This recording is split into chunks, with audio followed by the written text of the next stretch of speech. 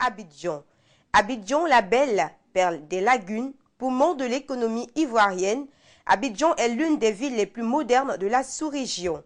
On n'est donc pas surpris d'y trouver des quartiers chics qui se caractérisent par de belles maisons, de véritables maisons de luxe où règne la propreté, la santé, la gaieté et tout le bien-être. Ici, tout se fait avec soin et le personnel de maison est indispensable. Personnel de maison dont le salaire n'atteindra même pas le SMIC en Côte d'Ivoire. Et quand on sait que le SMIC est d'environ 43 000 francs CFA, vous vous imaginez bien la peine avec laquelle il faudra en vivre. Certainement dans un environnement différent de celui déjà évoqué, dans des conditions tout aussi différentes, dans un milieu précaire, dans un Abidjan différent, l'autre Abidjan.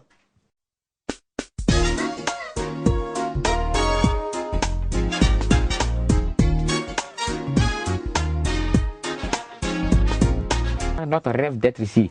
Notre rêve, c'est que demain, nous ayons assez de moyens pour pouvoir nous aussi se bâtir de bonnes maisons et puis quitter ici.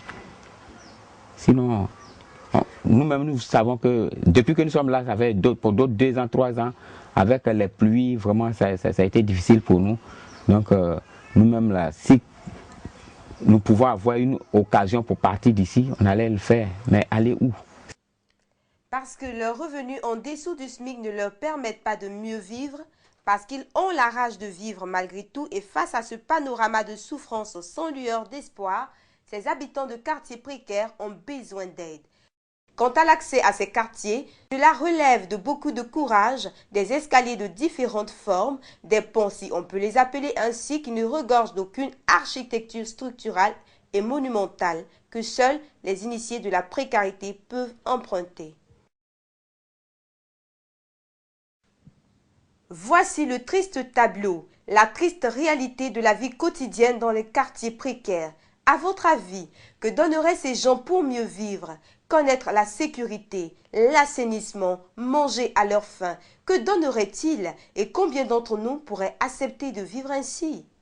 Tu même tu as 200 fois même, tu t'arranges, si ton mari n'en paye pas moi la paix au moins petit ça de riz, dépose, tu t'en fais ton petit borokoji et puis tu manges, c'est comme ça nous vivons ici. Borokoji c'est une sauce vraiment légère, on ne demande pas grand chose, l'essentiel n'est qu'à avoir un peu de piment et puis sel. Tu veux dessus, il y a rendez-vous en bas, ça descend en bas et puis mon enfant se débrouille avec. La santé de ses habitants est laissée sur le compte du bon Dieu qui s'en charge, auquel cas Gobelé et tous ces autres bidonvilles n'existeraient plus. Ils vivent nez à nez des eaux usagées qu'ils contemplent, n'ayant pas le choix d'un autre spectacle, bien qu'étant exposés aux odeurs nauséabondes, suffocantes et dangereuses qu'elles diffusent. Pourtant, les enfants déjà atteints de malnutrition s'amusent si dangereusement près de ces tas de saleté et d'eaux usagées parce que n'ayant pas d'autres espaces de jeu. C'est pas facile de vivre dans un quartier précaire.